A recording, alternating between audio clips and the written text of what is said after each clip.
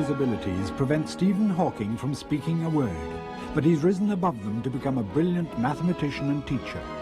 Using a computer-driven voice synthesizer, he's told the world how the universe began, and now he's seeking the ultimate theory of how it works.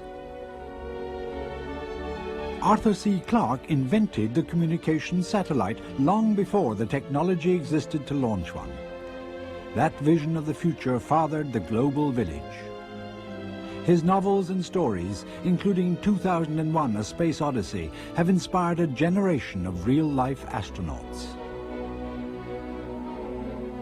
Carl Sagan sent man's first messages to the stars aboard NASA space probes. He's sure we're not alone in the cosmic wilderness. Dr. Sagan joined our discussion from Cornell University in New York State, so I checked whether he could hear us over one of Arthur's satellites. Yes, communication satellite technology is working very well, thank you. Arthur, can you hear all right? I can hear fine. And Professor Hawking, are you in touch with Carl Sagan? Yes.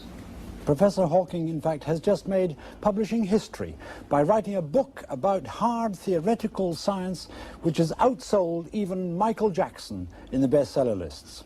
It's called A Brief History of Time, and we'll be talking about the concepts that are in it. Now, Stephen Hawking is engaged in a search for the ultimate answer, a grand, unified theory that would explain everything. Stephen Hawking, that is quite an agenda. How are you getting on with it? Let me just explain that what happens when Professor Hawking wishes to speak.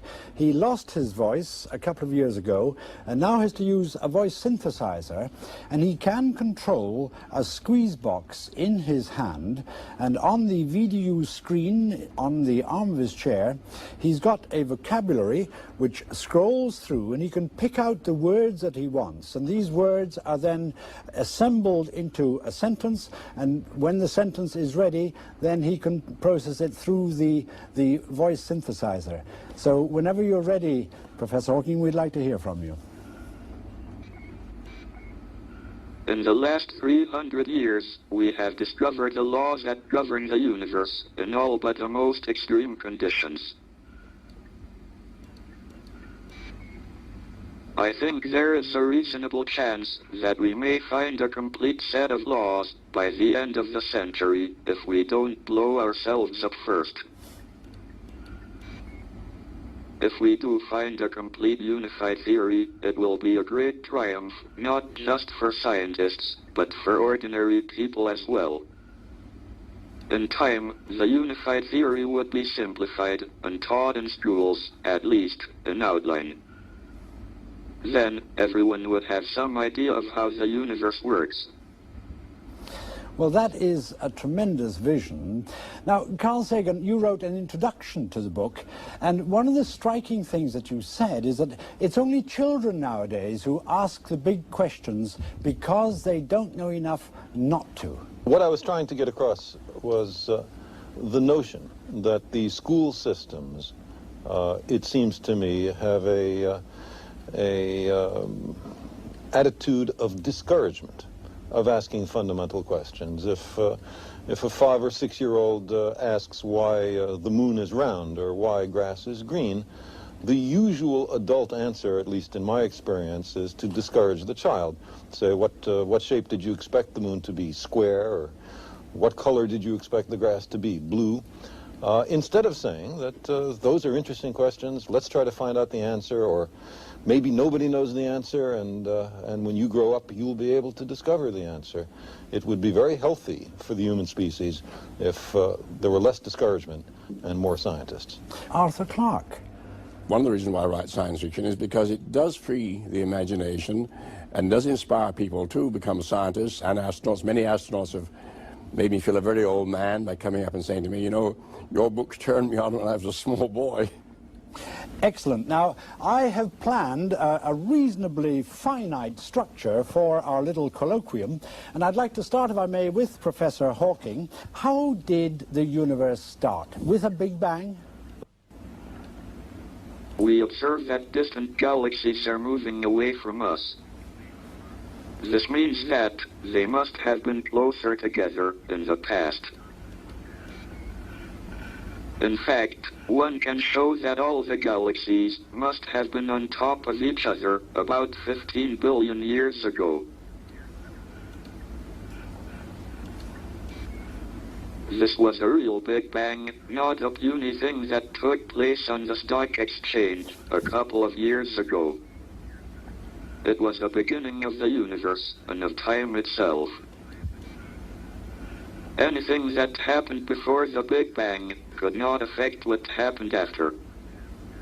So we can neglect events before the Big Bang and say that time began at the Big Bang.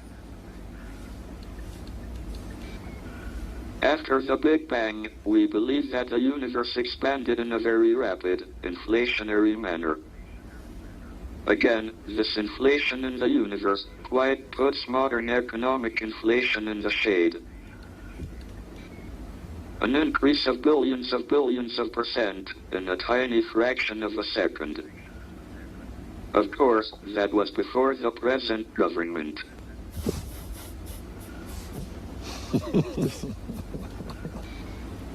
During the inflationary period, the universe borrowed heavily from its gravitational energy to finance the creation of more matter.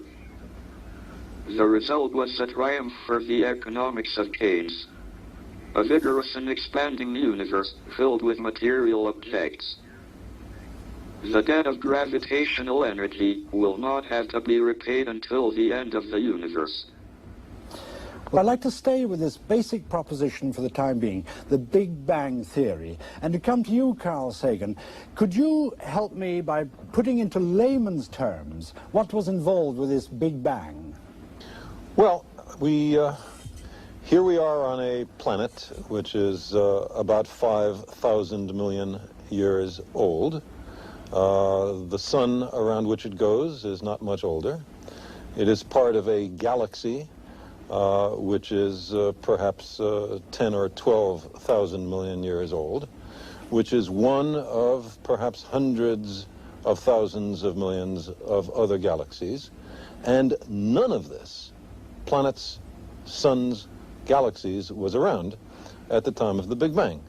At the time of the Big Bang, there was energy, elementary particles, which slowly evolved into the kind of universe we know today. We are the product of a grand evolutionary sequence, cosmic evolution, about which we are only occasionally aware. One of the great accomplishments of Dr. Hawking is to plug us better in to the knowledge of this long evolutionary sequence. Well, what I have in my mind is a picture that Carl Sagan had been leading me towards of the whole universe in quite amazingly small packages, like putting the whole world into a matchbox, as it were, immensely dense and immensely tiny. And in fact, so tiny it's kind of disappearing into a little point. Is this the earliest imaginable point that our minds are taking us to so far, Carl Sagan? Well, as Dr. Hawking said, the galaxies are expanding, running away from each other. The further away they are from each other, the faster they are running away. If you run the cosmic movie back into time, you come to a moment, perhaps 15,000 million years ago, in which all the matter in the universe was touching in, if you like, a point. And a key unanswered and perhaps unanswerable question is, where did all of that matter energy come from? What was before that? And if it was made from nothing, who made it? And who made the maker? And of course an infinite regress behind that. Is the universe still expanding fast? I mean, is there a lot more room in space, as I think of it, for the universe to carry on getting bigger? As far as I know, nothing in the way, and the expansion continues. The question is whether there is sufficient matter in the universe, matter that we have not yet counted, that will slow the expansion down, stop it, and have the expanding universe followed by a collapsing universe, or whether there is not enough matter to stop the expansion, and so the expansion then continues forever. This is an observational question which is still unresolved, and the Hubble Space Telescope, which who knows might be launched next year if we're lucky, might answer this question. Professor Hawking uses a very striking metaphor of the Earth borrowing its energy from itself. Now, in straight banking terms, that means you're going to be overdrawn, and in the end there's going to be a collapse, a big crunch. So does Big Bang get followed inevitably by Big Crunch? No, not inevitably. It depends on how much matter there is in the universe, which is a still unsolved issue. I should say that the prevailing opinion is that the universe will continue expanding forever, but that, in my opinion, is by no means a very secure conclusion. Well, let me bring in the poet amongst us here. Arthur Clarke, you know what T.S. Eliot said, this is the way the world ends, not with a bang but a whimper. When you think of the end of the world, if you think of the end of the world, does it end with a bang or a whimper? Well, one would like to think that we will end with a bang. Of course, we'll never know. It is rather a long way in the future. Some billions, tens of billions, possibly even much further in the future. And as Carl said, we may have the answers to these questions in a very few years if the Hubble Space Telescope gets successfully into orbit and can peer out to the boundaries of the universe. If we are sort of living in a little suburb of the galaxy, can you foresee a time when we need to get out of the suburb and colonize somewhere else because of the gradual curve towards the end? Well, I think the human race, if it survives the next few years, will go on to colonize first the solar system and then to send ships out to the stars and ultimately perhaps to other galaxies. But if the expansion of the universe is fast enough, we will never be able to keep up with it. Now, one fascinating aspect that is raised is the question of time itself in the book. Now, we all think that we know what time is. It's a relentless march forward. But for the purposes of your argument, Stephen Hawking, you use a mathematical concept that you call imaginary time, which seems to be able to run backwards as well as forwards.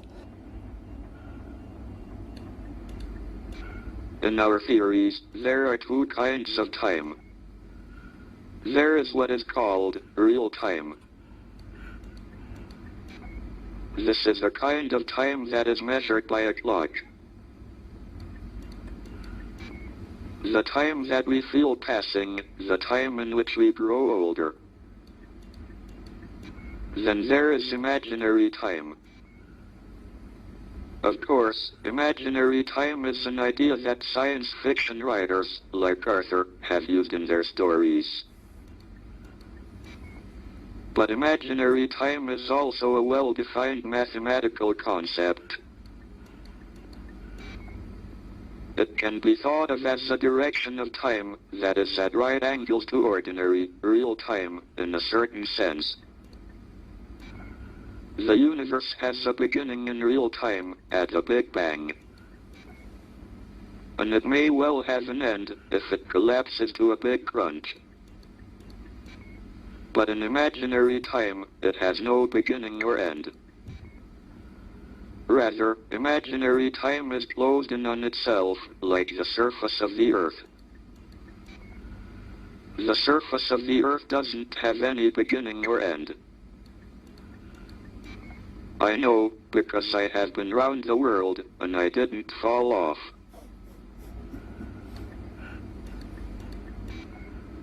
Individual particles can travel through imaginary time and arrive back at an earlier real time.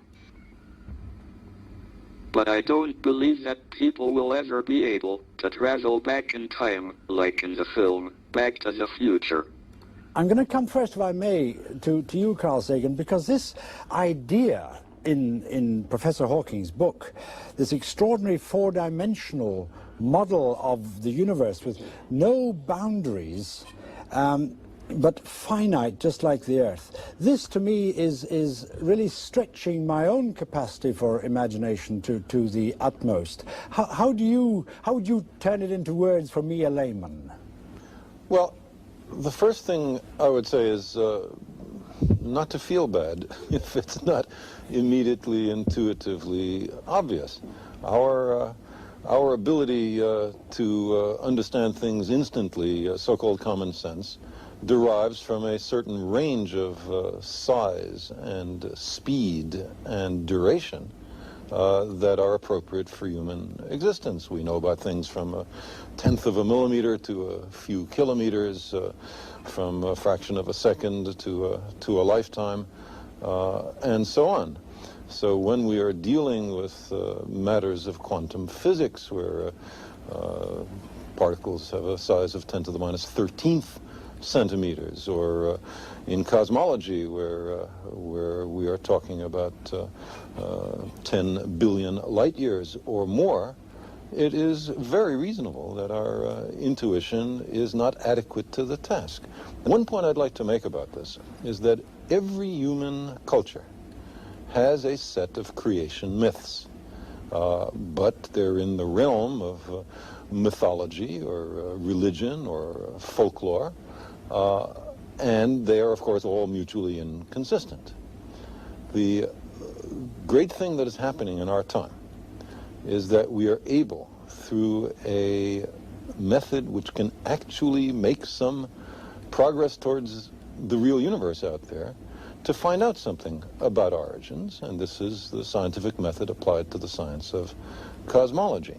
So I know that's not a direct answer to your question, but I thought it was more important to address the issue of feeling unhappy because it wasn't immediately understandable. Well, yes, I find that extremely soothing, actually, because it is a kind of sort of formidable task of grasping this. It makes me want to retreat into trivial questions like, is this idea of predicting backwards going to put astrologers out of business? Nothing will put astrologers out of business. Well, alas. Well, that certainly added a touch of lightness to these tremendous issues that we are discussing: infinity, black holes, and imaginary time. And at this stage, let's relax a little bit and have a bit of fun with mathematics at their most abstruse. I'm going to ask Arthur Clarke here to do some doodling with his computer and with a fascinating exercise with complex numbers, which is called the Mandelbrot set. Now, this is named in honor of a French scientist working for IBM. It's a mathematical equation which leads us towards the infinite. In effect, it makes the mathematics of the universe visual and incredibly beautiful. This is what we would see if we had eyes to see it, when order meets chaos.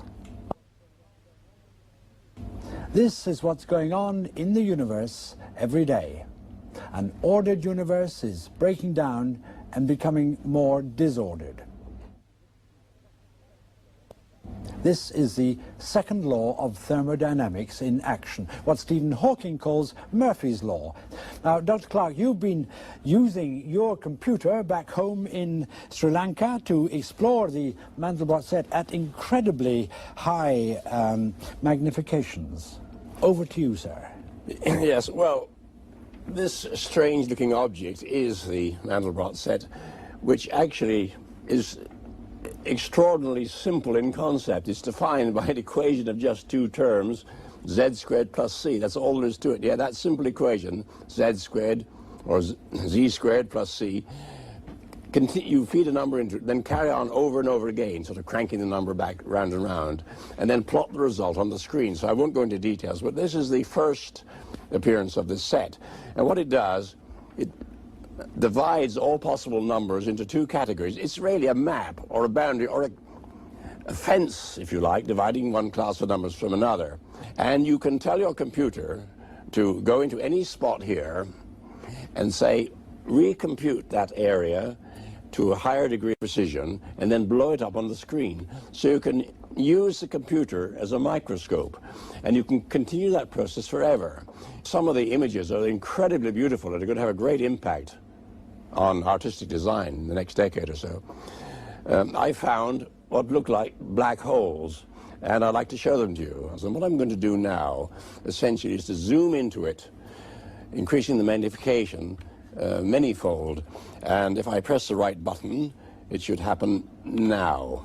The computer will now give you this image, and I think you'll agree when it comes up, it's a very impressive black hole. And it'll be even more so when I start it into action. Oh yes, it is magnificent, isn't it? You ain't seen nothing yet. I should explain that this magnification, you remember the original picture which it took about the same area, this time I've magnified it about 1,000 times. So the picture you saw first is now 500 feet across. Now let's see if this works. Now isn't that lovely?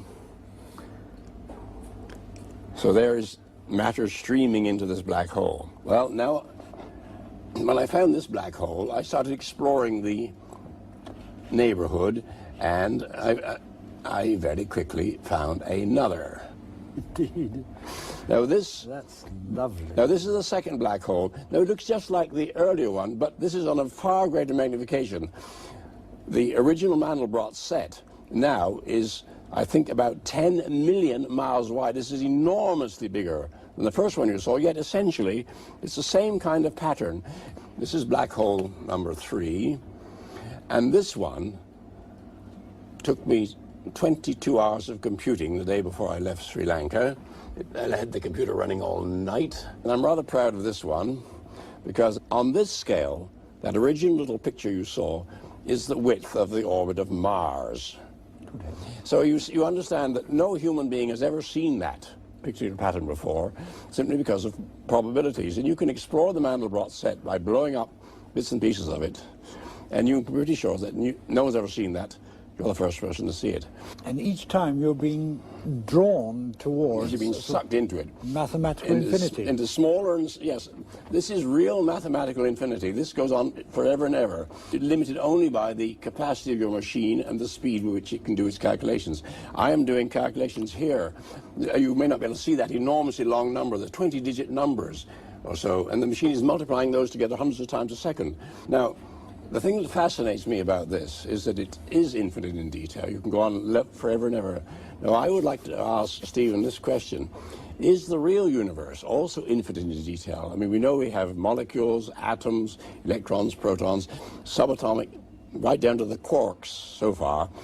But does it continue forever and ever? Or is there a limit? Is there a basement to the real universe? Professor Hawking. We will discover new structures when look at the universe on smaller and smaller scales. But in the case of the universe, there seems to be a limiting scale. It is called the Planck length, and it's about 1,000,000 billion times smaller than an inch.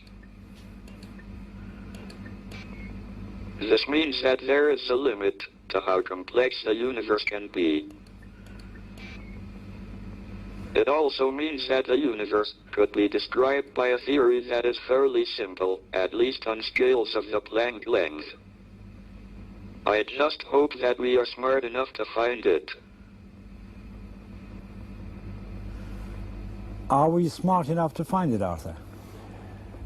Well, I wonder, because after all we're still pretty primitive organisms, and the universe is very old, and I just don't know. I would like to think so, but then there's a feeling, when we found it, then what? Where do we go from here?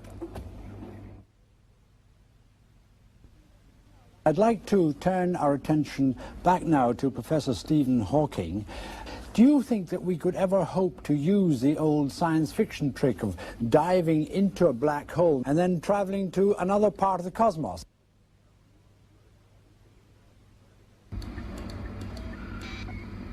Some recent work indicates that particles that fall into a black hole can come out again from another black hole somewhere else in the universe. At first sight, this seems the ideal method of space travel. Just find a black hole and jump in it. But there are snags. First, there doesn't seem to be any way to choose where you come out. Worse than that, your history in real time would come to a sticky end, as you were torn apart by the gravitational fields inside a black hole. Your history in imaginary time would continue out of the other black hole. But that might not be much consolation to someone being made into spaghetti. It would be like traveling on some airlines I could name. So how do you see the actual role of science fiction? Is it purely escapism, or do you see it as having a very real purpose in broadening our patterns of thinking, opening our minds to the kind of vast concepts which we're discussing today? Well, first of all, there's no objection to escapism in the right places. In fact, C.S. Lewis once remarked to me, the only people who object to escapism are jailers. And we all want to escape occasionally, but science fiction is often very far from escapism. In fact, you might say that science fiction is escape into reality. It's a fiction which does concern itself with real issues, the origin of man, our future. In fact, I cannot think of any form of literature which is more concerned with real issues, reality. Well, what do you have to say to that, Professor Hawking?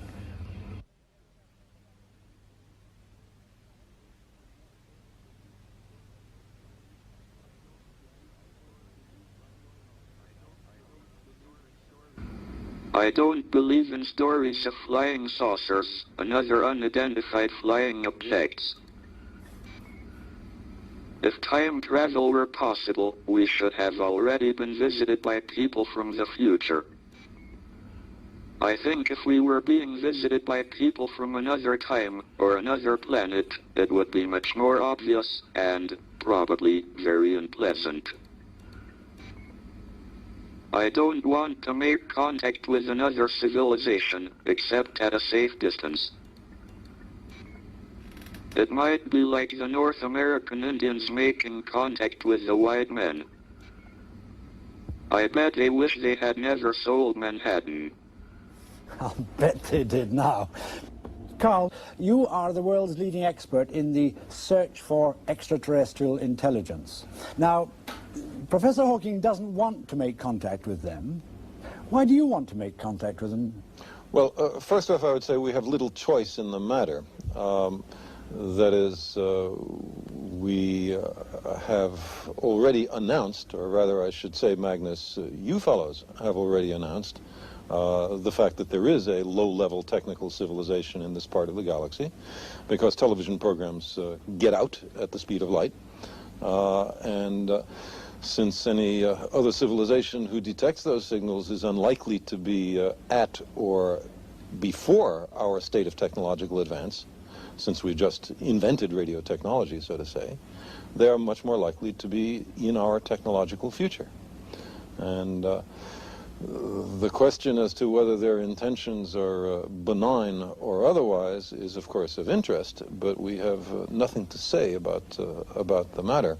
So therefore, I think we might as well hope that it's benign if they're out there. From my point of view, the search for extraterrestrial life, and especially the search for extraterrestrial intelligence, is one of the key philosophical, scientific, and human questions that have been posed. But we are at the very beginning of searching. Surely it is important for us to know the answer. One thing that interests me a great deal is the way in which the public perception of beings from outer space have changed over the years. They used to be the baddies, but now there's a sort of optimistic feeling that any extraterrestrial life is, if not benign, is at least not as hostile and aggressive as one used to fear. Is this the drift of your writing as well, Arthur? Your thinking? Yes, I'm an optimist, and I believe that any malevolent super-civilization would rapidly self-destruct, as we may be in the process of doing ourselves. So if we do have contact, physical contact with aliens, I think it will be benign. My frivolous mind is much taken. If there are very intelligent beings reasonably near, why have they not visited us? Well, that's a very good question. Let's throw it right across to Arthur Clarke. There are literally dozens of answers to this. They may have come in the remote past. They may be visiting us every 10,000 years. I mean, the universe is a huge place, and even if there are fleets of survey ships going all over the cosmos, we shouldn't expect visitors less than, I'd say, every 1,000 years or so. They may know all about us, and they may have put a quarantine around our planet for pretty good reasons. They may be totally uninterested in us. They may be so much higher that they, we're just beneath contempt, if you like. You can speculate endlessly. I think we should just wait and try and get more evidence. Maybe their space probes are saying there's no intelligent life on Earth.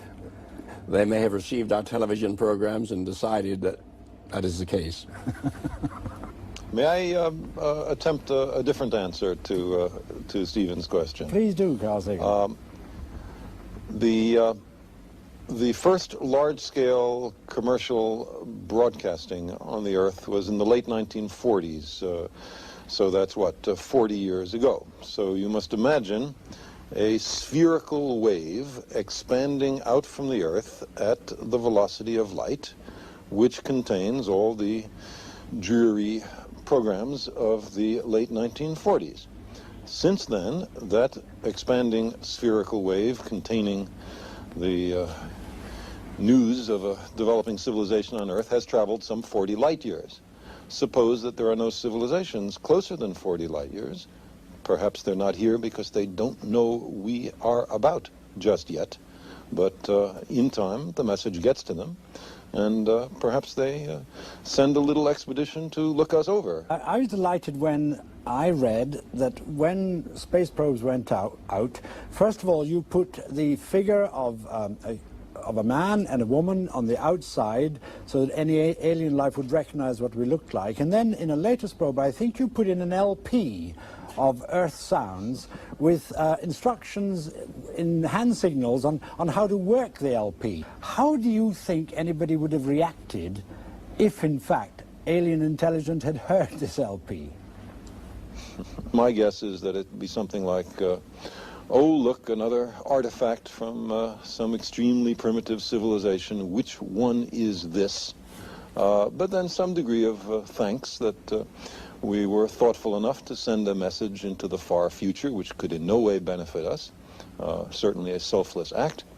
And perhaps it would be recognized as a hopeful and optimistic gesture by an emerging civilization just setting foot into the great galactic wilderness. Yes, Arthur. I know what is going to happen to your voyagers, Carl. They'll be overtaken one day by a terrestrial spaceship and brought back to the Smithsonian. It's certainly technologically possible, but I hope they let it go on its original mission. Now, it's very nearly 20 years ago since man landed on the moon. Do you think that we've basically stopped trying to get man any further? Is there any chance that another Neil Armstrong will set foot on Mars in our lifetime? The United States and the Soviet Union have managed to booby-trap the planet with about 60,000 nuclear weapons, with a little help from Britain, France, China, and Israel. A tiny fraction of those weapons is enough to destroy the participating nations, certainly, the global civilization possibly, and the human species just maybe. It is now time for the United States and the Soviet Union to demonstrate that they can undo this specter, that they can demonstrate their ability to work together on high technology for peaceful, hopeful purposes that carry us into a benign 21st century.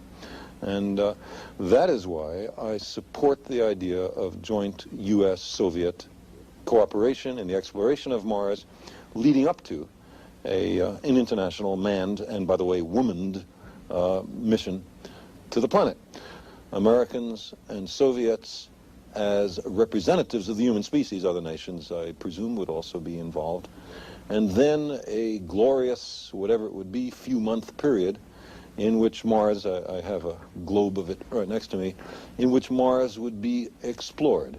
There are hundreds, for example, hundreds of ancient river valleys on Mars. Mars is today bone dry. It was once much warmer, much wetter, much denser atmosphere, much more Earth-like. What were those conditions like? Why did an Earth-like planet get converted into this deep ice age condition that Mars has today? And is there life there? Could there once have been life? Are there fossil forms? There are extraordinary, enigmatic geological features on the planet. What is their nature?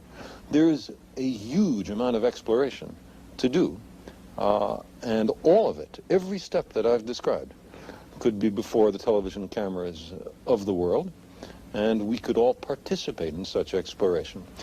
Is it not a danger that the human bits that we take with us will pollute and destroy something enormously precious out there simply because we're so inquisitive about it? Arthur. Well, as to the question, should human beings go into the other planets, I think the answer to that is, well, we could have stayed in Europe and explored America by robots. It might have been, it certainly saved a lot of human lives, but of course we didn't. We went there and lived in this new continent. Now, admittedly, Mars, in fact, none of the planets in the solar system is anything like as benign as the United States or the other parts of this planet. But one day, people are going to call them home. There will be Martians one day, and they'll be our great-grandchildren, and they'll think Earth probably is a horrible place on which to live. Now, as to whether we will pollute these environments, yes, to some extent. Of course, colonization always involves the destruction of what was there first. And I'm quite sure in the next century, in fact, already it started as a conference on the pollution of space planned in the United States in the very near future. This is already a serious problem in near-Earth space. But we have to control it. I mean, you have to cut down forests on this Earth to make new cities, and on the Moon, I'm afraid one day we may have to abolish much of the lunar vacuum, and on Mars we may have to change the atmosphere.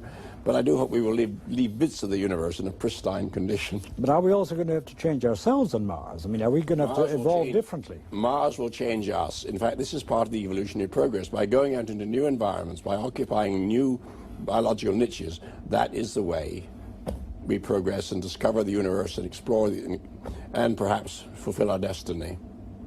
Do you think that other planets might have the same kind of system in which there would be a morality, in which there would be people taking moral attitudes, which may not necessarily be the same as ours, of course? Well, all societies must have some moral structure. I mean, otherwise you just can't have a society. I mean, there must be understand rules, the way you behave to our neighbors.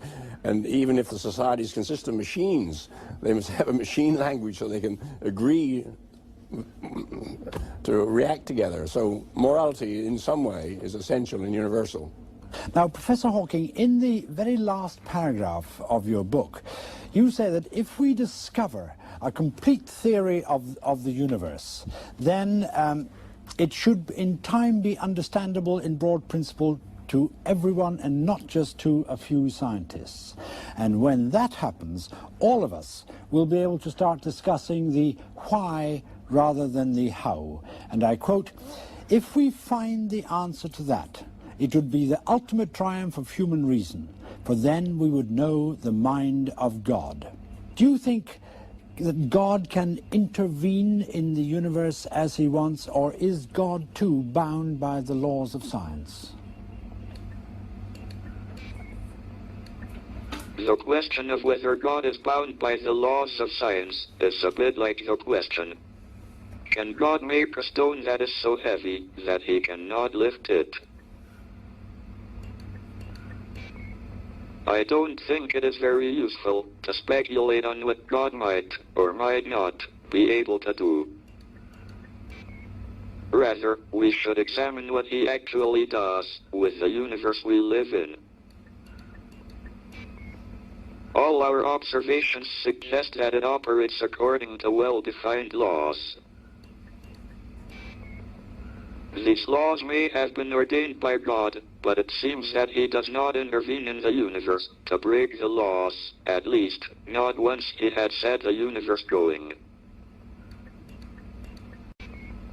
However, until recently, it was thought that the laws would necessarily break down at the beginning of the universe.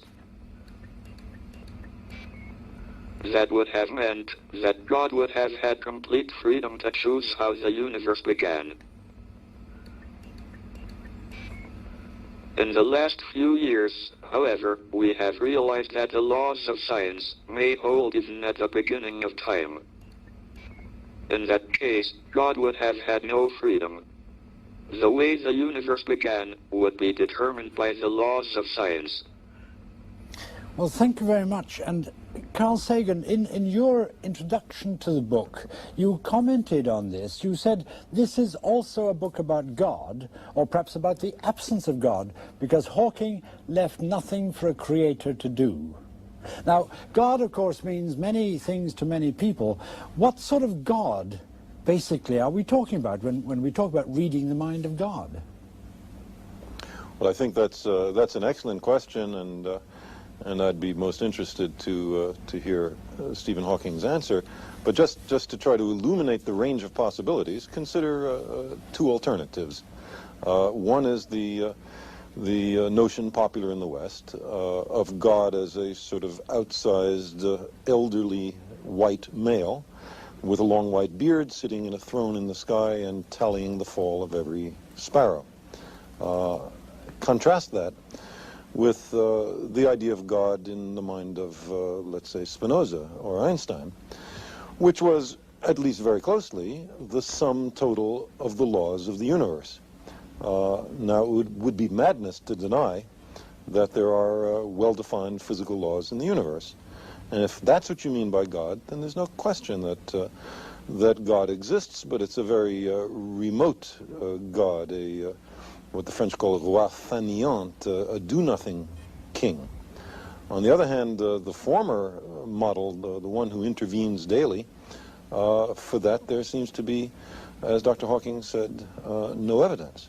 I think it is wise, my own personal feeling, to be a little humble on such matters. We must recognize that we are dealing with, by definition, the most difficult things to know, the furthest from human experience, and perhaps we will be able to penetrate a little way into these mysteries. I think, Professor Hawking, you'd like to come in here. I use God in the same sense that Einstein did. It is really the reason why the universe is as it is, and why the universe exists at all.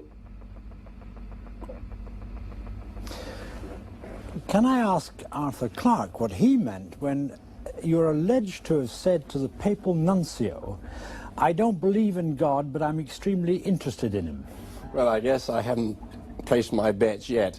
And, you know, Stephen's remarks and Karl's remarks reminded me that this was said 200 years ago when Napoleon, I think, was talking to Laplace, who published his theory of the universe. And Napoleon said, God isn't in it. And Laplace replied, "Sir, I have no need for that hypothesis." Do you think that the Church is, in fact, beginning to recognize that it may have to lose its priority, its eminence as the sole arbiter of these matters, and that science will be allowed to come in as an equal partner? Well, the Church is certainly, when I say the Church, the Roman Catholic Church has become very much more liberal. I had the pleasure of giving a talk in the Vatican myself in the Pontifical Academy of Science quite recently and met the Pope. And, of course, they're reinstating Galileo, and so things are moving. In fact, are they moving backwards as well as forward, Carl Sagan? Because I understand that in the earliest days of civilization, then the priests were, in fact, what we call the scientists, the ones who could study astronomy and who could predict eclipses and things. Do you see the scientist coming back into an almost sacerdotal position like this, or am I overstating it? Well, I hope you're overstating it. I think the essence of the scientific method is the willingness to admit you're wrong, the willingness to abandon ideas that don't work, and the essence of religion is not to change anything. The supposed truths are handed down by some revered figure, and then no one is supposed to make any progress beyond that because all the truth is thought to be in hand. I'm really talking about setting Please. an agenda for the future. My sense is that the scientific way of thinking, questioning, some delicate mix of creative encouragement of new ideas and the most rigorous and skeptical scrutiny of new and old ideas, I think that is the path to the future, not just for science, but for all human institutions. We have to be willing to challenge because we are in desperate need of change. Can I put the same question to you, Arthur Clarke, then? Politicians or priests are setting the agenda, or scientists? I'm very fond of quoting Pandinero on this when he once said that politics and religion are obsolete. The time has come for science and spirituality.